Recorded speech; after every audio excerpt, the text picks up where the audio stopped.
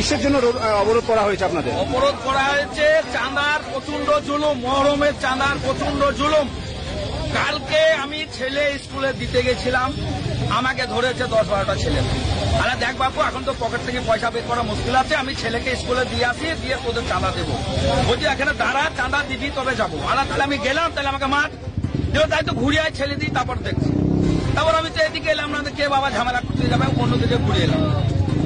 আজকে আমার এখানকার একটা ঘোষেদের ছেলে টোটো চালায়, সে ওপার ভাড়া যেতে চায় না চাঁদার জ্বলনে, কিন্তু কিছু কিছু এমনই প্যাসেঞ্জার থাকে জোর করে নিয়ে যায়, বাবা চলো ট্রেন পাবো না, বাস পাবো না, সেইভাবে যাই। যাবার সময় তো টোল লাগে, মিউনিসিপ্যালিটির পয়সা লাগে, তারপরে ওরা বলছে 50 টাকা দেয়। ভাড়াটা ক টাকা দেয়? কাস্টমার তো চারটি প্যাসেঞ্জার খালি 40 টাকা ভাড়া দেয়। হ্যাঁ, তো এর আগেও গেছে, ফোনে দিয়েছে, আবার বলছে আজকেও দিতে হবে, তো দেয়নি। ওকে ধরে মারতে লেগেছে, 10-12 জনা করে গেছে, একজনা বোল্ডার থেকে মাথায় মেরে।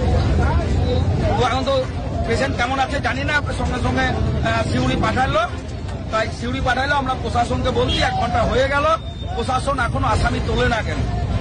আসামি তুলুক, আমরা আমাদের কিছু ছেলে পেলে রাস্তা অবরোধ করে রেখে চাইছেন। এখন চাচ্ছে আসামি তুলতে হবে, আসামি যেন সাজা পায়, যে দোষী সে যেন সাজা পায়।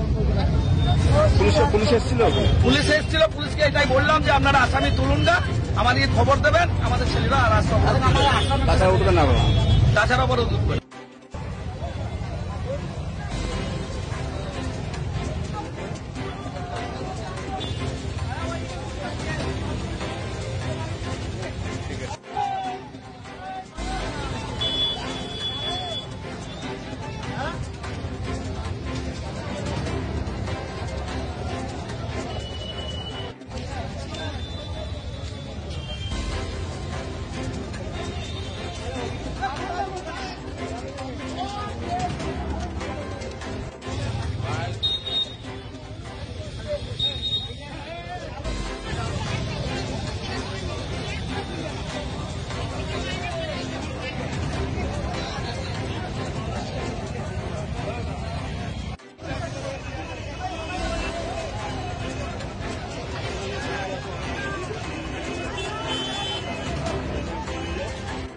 কি হয়েছে দাদা? বলছি আমার ছেলেটা টোটো চালিয়ে কোনো রকম ভাড়া নিয়ে গেছিল, আগের দিন মহাভাবে চাঁদা দিয়েছে।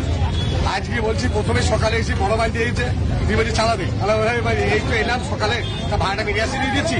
বলছি তুই সালা দিবি না দিবি, সালা তো ঘোষ সালা করবি দেখবি এখনই কি দেখাবি। একদম 10-12 জনা যদি মানে কি বলবো, মানে মেরেই দিচ্ছে সেটাকে। কিছু লোকে ছাড়াইছে, মানে প্রশাসন কি করছে আমি এটাই দেখছি, যে এরা বারবার আমাদের উপরে অত্যাচার হচ্ছে। এরকম হলে কি করছে প্রশাসন?